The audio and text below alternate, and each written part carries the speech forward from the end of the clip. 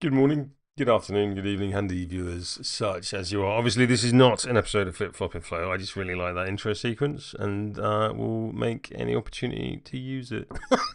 Hello. I keep mentally promising myself to make this video, and I find myself with an hour. So seems like a good opportunity to do it because I get quite because I use Vassal quite a lot, although not as much recently with the content and that. Although still playing lots of games, but that's a different story.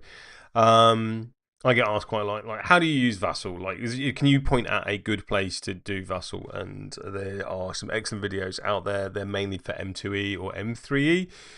And as I work quite closely with Red Razor, the developer who does the Malifaux module for Vassal, I'm aware of quite a lot of the features, sometimes before they're even deployed. So I thought, do this, make a thing. As ever, if you don't like Vassal, that's great.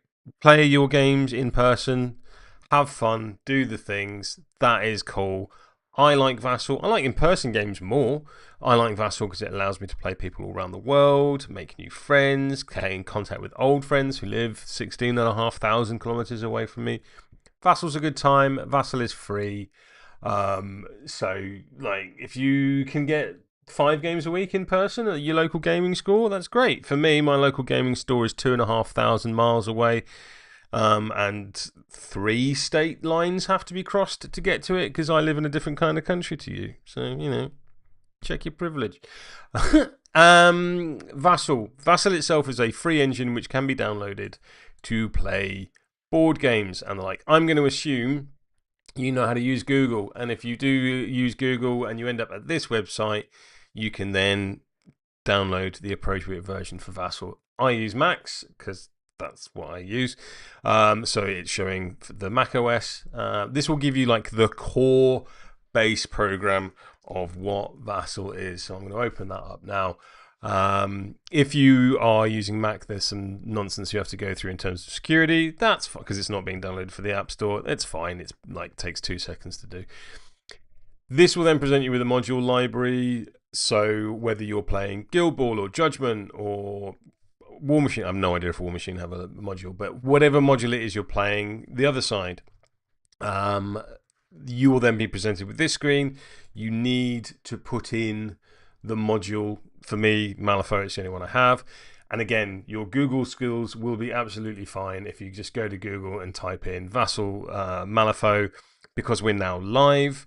The live version is listed in the library. Yep. That looks like an older release. Oh no, it's saying last year because it's now 2026. Nice. Download it, open it in that window in Vassal, and you'll get this pop up. Lovely. Let's get rid of my web browser, and we'll just go straight with this one. Open this module. You will the first time just get a wizard. Do you want to start a new game? Do you want to observe a game? Anything like that. There'll be a little checkbox at the bottom saying make this never happen again. Tick that. It's genuinely not very useful. Before I get into a map, let's just go through these bars up along the top. So that is take back a move, a button I never use, go online, do stuff with the map, bring up all the objects. That's really handy. Switch between player 1 and player 2. I genuinely can't think of a reason why you would do that, but it is there. Player 1's cards, players 2 cards, a little sideboard, which your opponent will not be able to see. So if I bring that up, then I can put my models on that while we're still declaring lists and things like that. A legend button, which will bring up what all of the keyboard shortcuts are, particularly for tokens. Player 1 model, sorry, that's the legend one. That used to be the legend one. That's the legend one now. This is now the crew card button. Player models, a random D6 generator, or a random card selector, and bringing up chess clocks. Chess clocks, I'm a big fan of. You might not be a big fan of. That is absolutely fine. So let's open a map. So if I go up to File at the top, I'm then immediately just presented with pre-made maps that the various members of the Malifaux community have built. You can go through and build your own. I'll go through how you do that in a little bit. I'm going to select player 1, because I usually do. No, I don't want to create a log file. And I get my map on screen. I like to do things a certain way. You will, over time, develop your own ways of doing things. For me, that is clicking on this little magnifying glass. This one is obviously zoom in, this one is zoom out. That one's take a picture because it's an aperture for people that don't remember what physical cameras look like. This one in the middle allows me to go to certain preset zooms. I just click fit height, and that fits the entire board on my screen all at once. You might like things to be more zoomed in and to cursor around the board. That is absolutely fine.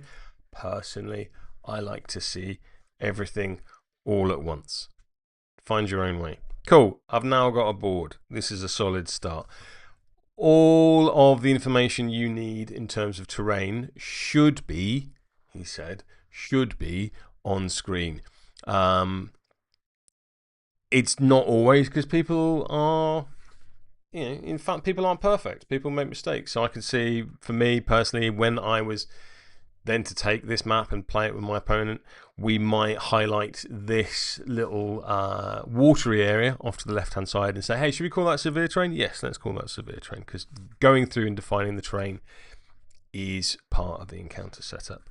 At this point, I'm going to introduce you to a very handy little feature, which is if I press the Alt key or the Option key, depending on what kind of keyboard, what kind of operating system you're using, and left click, it's going to ping the screen. This is really, really handy when trying to bring your opponent's attention towards something. Hey, what are we calling this building? How dense is this forest? What kind of forest is this? What kind of cover are we going to call that? Are these two separate things or one thing that are just different color?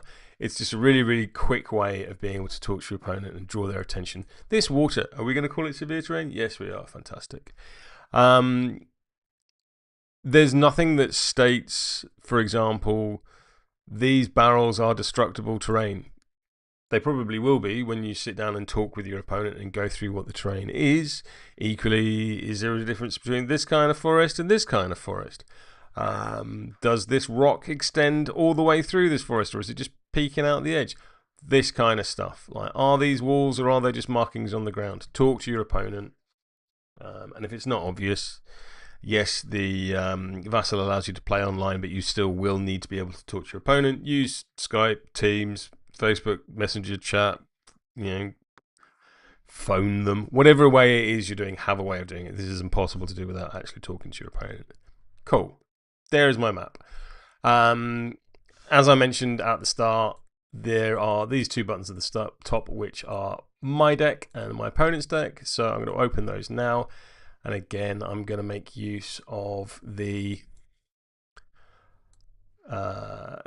adjust to height functionality and make them just the size that I like them on screen. That's just the way I like it.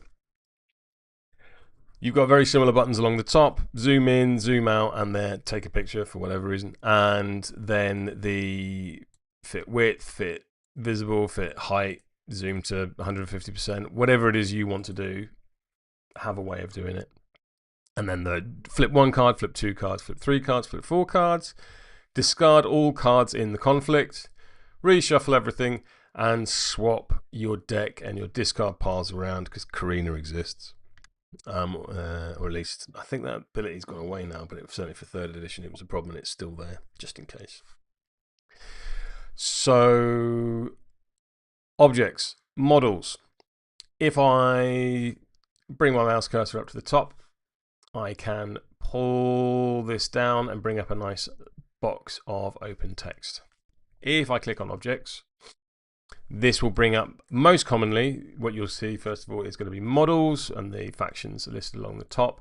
But I'm going to start with scenario, bring that out, and it's going to show me the 4 main strategies: plant explosives, boundary, recover evidence, and informants. I'm going to cough. Excuse me. Let's say we're playing a game of informants. I'm going to drag this box and pop it into the communal area between me and my opponent. Hey, Pete.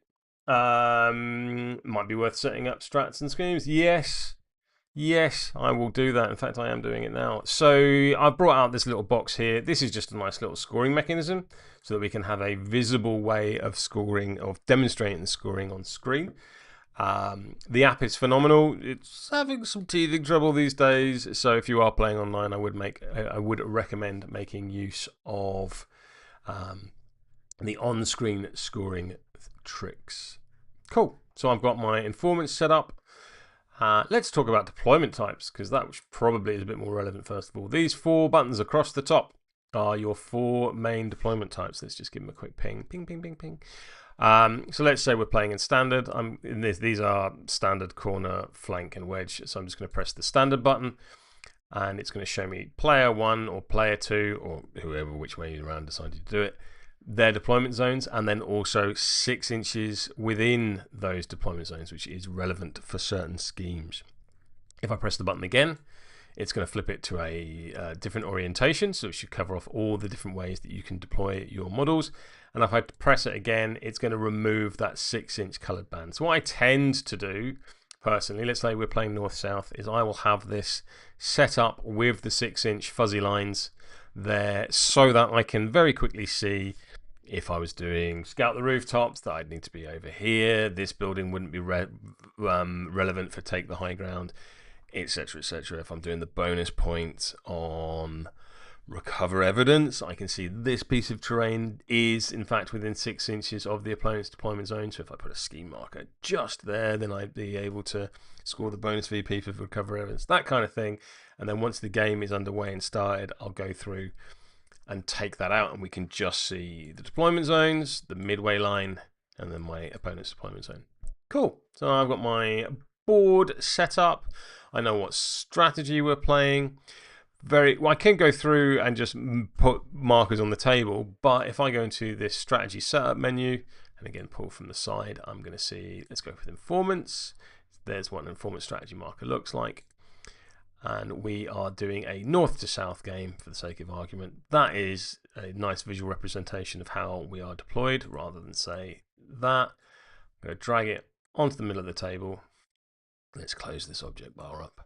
Click on it, and it does say on it, hold Control V, boop, and it's going to immediately put all the relevant strategy markers in the right place on the table. My opponent and I would then go through and say, cool, I'm going to remove that one, I'm going to remove that one, and now we are fully set up for a game of informants. Cool. Let's just get rid of these guys. Lovely. Let's say we also, oh no, I've cloned them,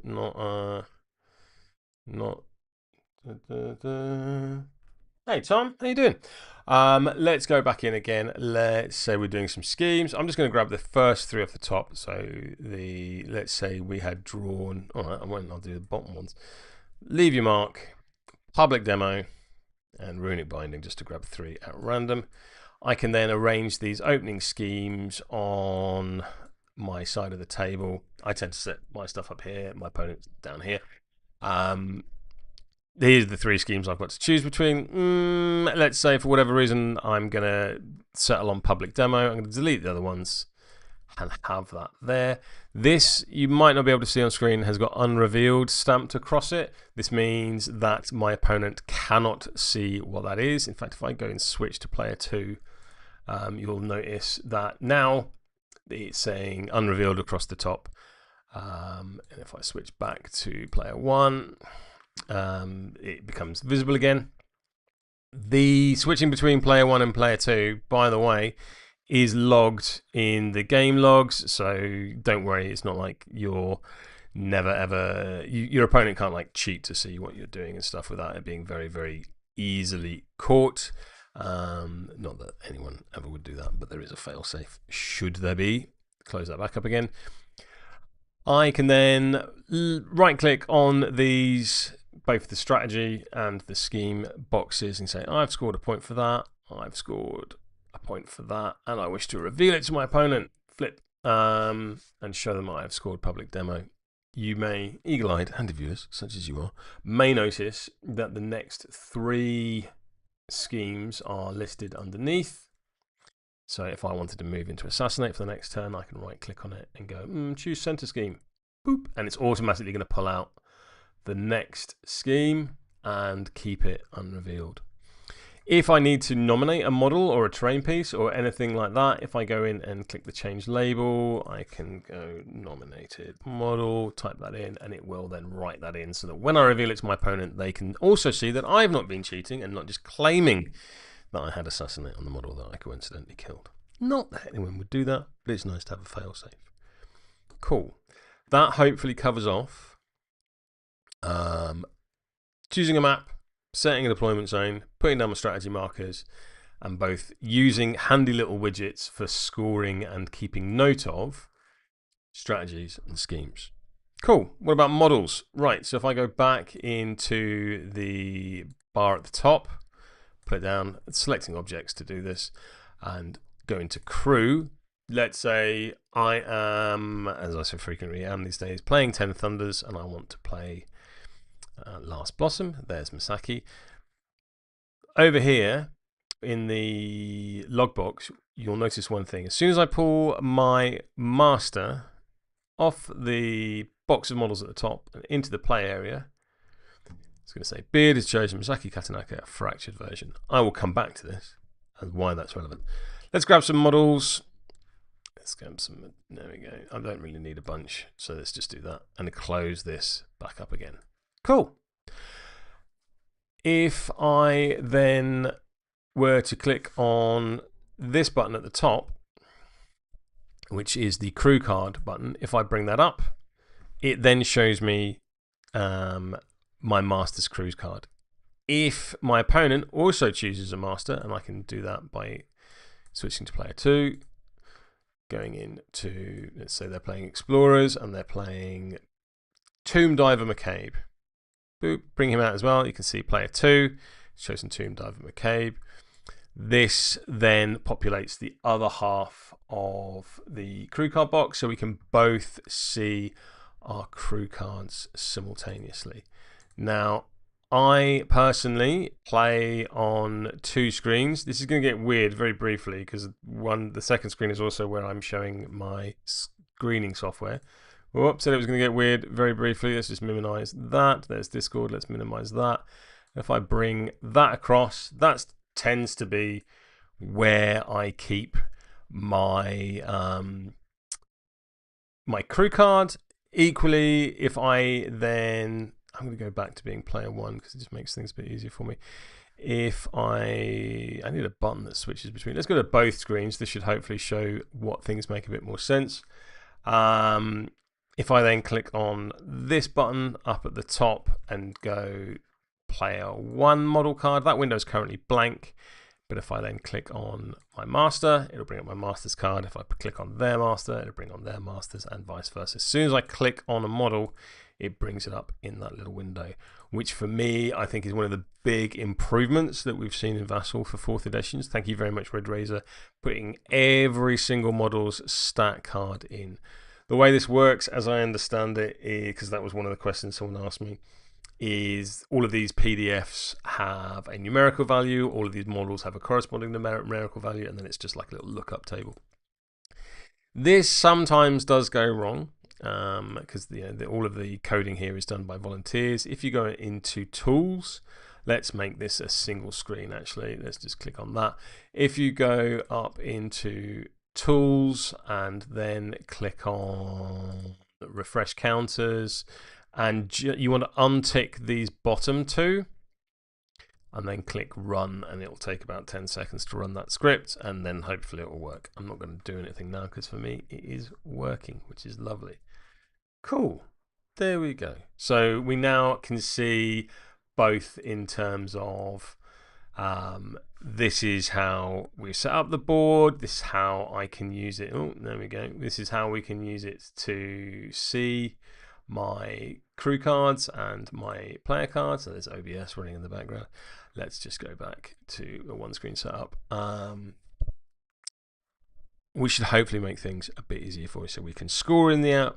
We can look at all the cards in the app. So moving models around on the table. Let's just plop Misaki right in the middle of the table for the sake of argument. And I might zoom in just because there's no real benefit to being super zoomed out at this stage. We're not playing a full game. We're just doing some tutorial stuff. Cool. This is her. If I left click and drag the model around, my opponent's not going to see anything until I let go. So at the moment, if we were playing, I could be moving this model anywhere I like, and if I was to then let go here, you would then just see her jump to that place, and then that undo button in the top corner, I can go back to where it was. This can make movement a bit blind, so there are a couple of ways that people tend to do things, and it's up to you and your gaming group to find out what is going to be the best thing for you. One of the questions when I announced in a couple of Discords that I was going to do in the stream is what are the faux pas around playing on Vassal? I'd say one of the big faux pas is perhaps not being completely open, and I mean open, not honest, open about how and where you're moving your model. And there's a couple ways that you can ensure that you are doing it. Number one, you might notice that there is an arrow on the model that is representing Misaki, and as I hold down the left and right key on my keyboard, it spins around, and if I press forward one, she moves forward an inch. Each time I push the arrow key forward, she's going to move forward in that. And she's got movement 5, and you'll hear people quite frequently go 1, 2, 3, 4, 5. Fantastic. I have mapped out exactly how I'm doing the movement for it. The other way you might see is through the use of auras. Auras can be done in a couple of ways. The easiest way to show it is if I right click on the model and then go down to auras at the bottom, it will then show a number of different aura sizes. As you use Vassal, you may also know that there are keyboard shortcuts next to pretty much everything. The more you use Vassal, the faster you get with Vassal, the faster you memorize these keyboard shortcuts. I've been using Vassal for over 10 years. I still right click everything. Just because I'm old and I'm not changing now. You can't make me. So for her movement of 5, you might well see someone pop up the movement, pick up the model, especially for straight line stuff, drag it to the place where we want to leave the model, and then let go. This is generally acceptable. If you wanted to be even more demonstrative of what exactly you're doing, is I could go in, right click on the model, go down to model and go clone, or Shift C, and get a second version of Misaki. Let's just turn the aura off on that one. Aura turning off is the equals button. And go, cool, I'm going to move Misaki from there to there. And the opponent, she's got a movement of 5. There's a 5-inch aura. Your opponent can clearly see that you've not done anything shady. And then I'm going to delete the old one to show where she's moved to.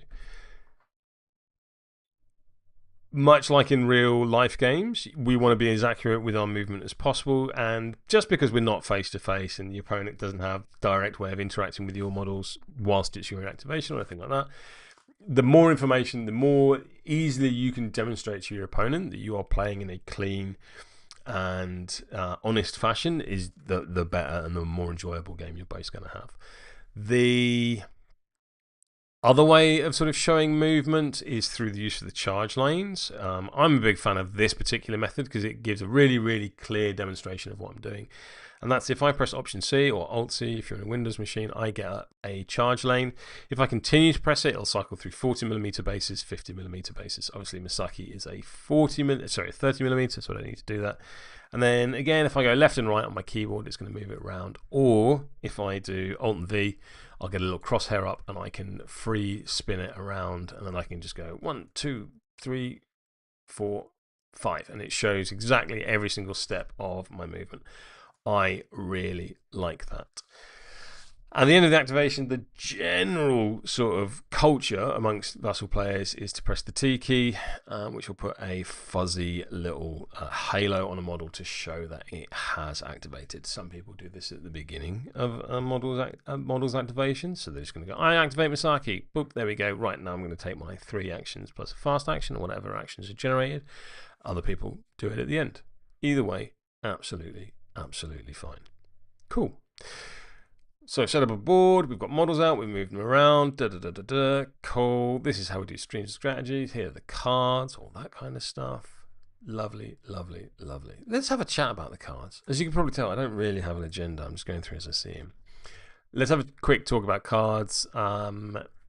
the shuffle button, I am assured by the man that makes this module that if you press the shuffle button once, that is sufficient to fully shuffle your deck. No one believes him. Press that shuffle button 1,000 times, and then you might see just underneath the deck of 54 cards, there's a little tiny button saying draw hand. And round at the bottom, there is a counter of how many cards in hand you should have. So, if you are playing a regular crew, you should have 7 cards. If you are playing a crew with Arcane Reservoir, you can increase your hand size to 8. And if you are playing against Yoko 1, you can increase your hand size to 6. So, let's go back up to 7. Shuffle some more. Press the draw hand button, which is this tiny, tiny little thing here. Boop, there we go. There is a hand of cards. That is pretty standard hand of cards for me. It's all mods and weeks with not a severe card in sight. I'm going to double click. At the moment, they're like all grouped together. If I double click on it, it will pull it apart. And now I can interact with each card individually. You may also note, handy viewers, such as you are, that they've got the little hidden stamp on them, so my opponent cannot see what they are. If I drag a card into the conflict, it still has the hidden stamp. So sometimes you might have people go, I'm going to cheat this 9 of Tomes, and all that appears on screen for your opponent is a card that says, oh, I can show you what it says because I'll switch to the other player. There we go. It's like that. I've got no idea what that card is, mate.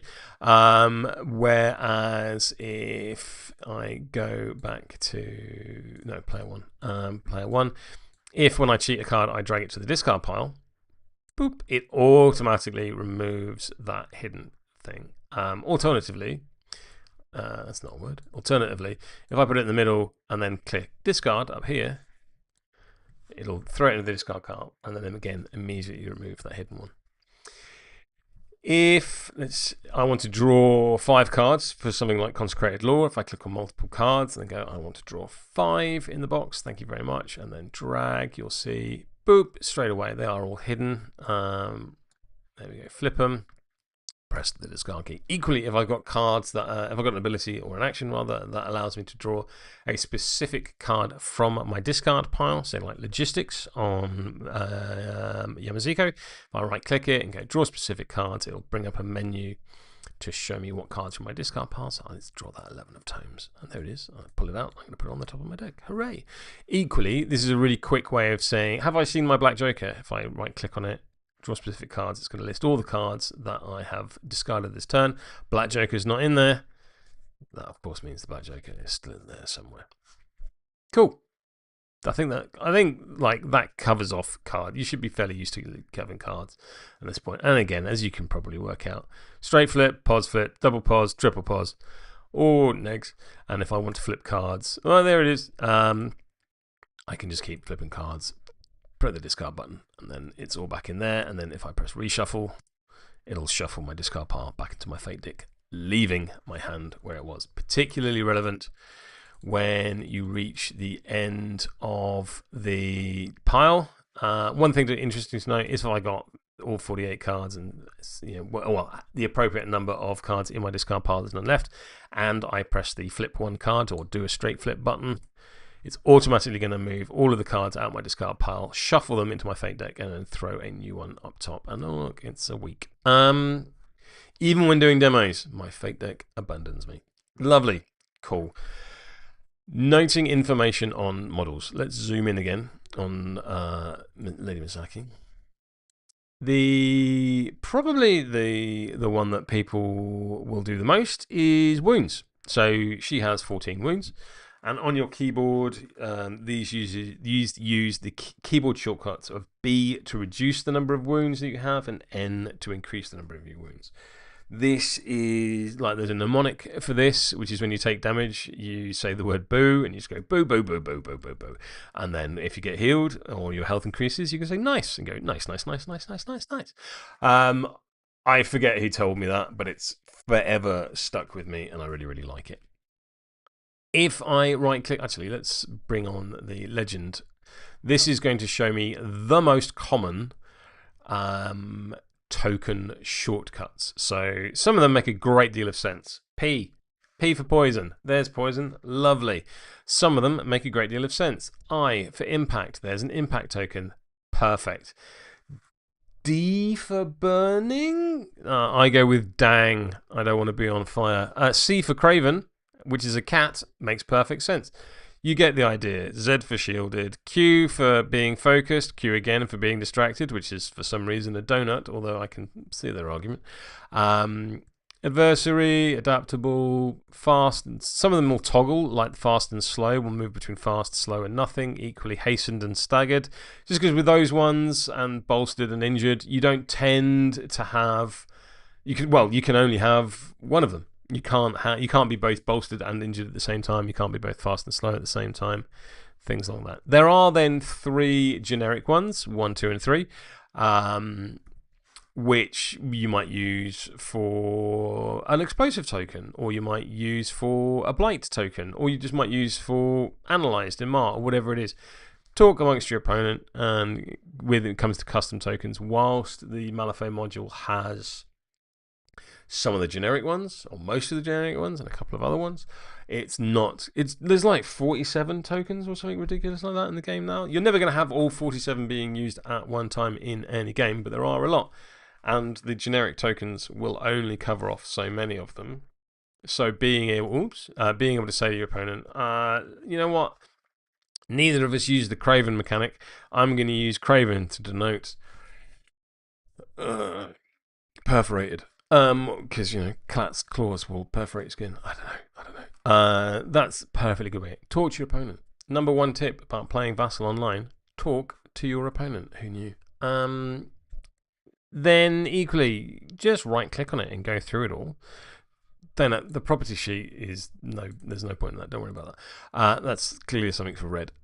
But you can go through and switch an awful lot of those keyboard shortcuts for tokens and the like. And there's also the ability to do the auras that we mentioned. These are great for checking ranges, for movements, things along those lines. What if I'm playing my opponent and they're also using Misaki? Well, if I go down and I click on faction, I can change the rim of my base. So one person's using orange, one person's using red. I might make that a bit more obvious. Green and orange. Yeah, not bad. Yeah, fine. You get the idea. It's a way of denoting whose is whose. That's a good point, he thought suddenly. So let's have a quick look at, say, minions. Here's a minion. There he is, the Katanaka Sniper, the much glowed up Katanaka Sniper. Let's say I've got 2 of those. So I'm just going to go to the model menu and clone. Boop.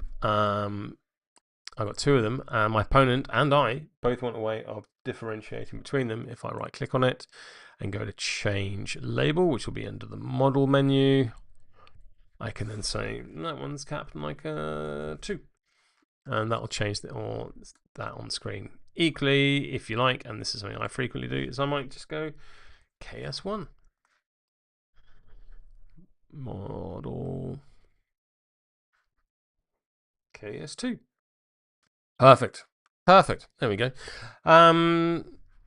So now I've got a solid way of differentiating between one version of the minion and another one. You can, should you wish, of course, just pull out any other model from, and then rename it anything you like. If you want another way of differentiating it, I wouldn't bother with that personally, just because it screws up the model card system that we've now got in place, but it's a way of doing it. Equally, you should have the relevant markers for your crew in each of the keyword sections. So like there's a scrap marker for foundry, there's a nothing for honeypot, there's a rift marker for oni, nothing for key and gong, nothing for red library, etc, etc, etc. But if I was to go into what's a marker crew in resurrectionists, well, they like a lot of corpses, but red chapel, there we go, pyre marker for revenant, perfect example. Everything is there set up and gone for it, and you can do auras and that from markers in the same way that you can for models. Okay, what have I covered off? Putting the thing on your computer, check. Putting a board out, yes. Putting out both strategy information in terms of markers on the board and a little way of checking them off for scoring. Scoring for schemes. If it's not obvious, the scheme markers are here, and you can just pop them on the screen wherever it is you wish to be scoring them. Right click on them, clone them to get more, or Control C to clone them, etc., etc. Undo. What else should we cover off? We've used the deck. We've used the crew cards. We've used the model cards. That's all set up. Charge lanes. I think that's pretty much everything. I have doubtless forgotten something. If you have questions, please post it in the doobly-doo below. I appreciate that this has just been like a stream of consciousness rather than like anything structured.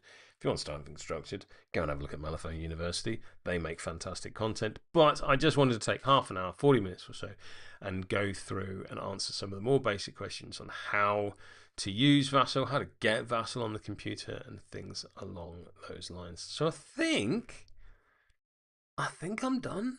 I think that just about covers everything off. So until next time, handy viewers, such as you are, I need a better outro.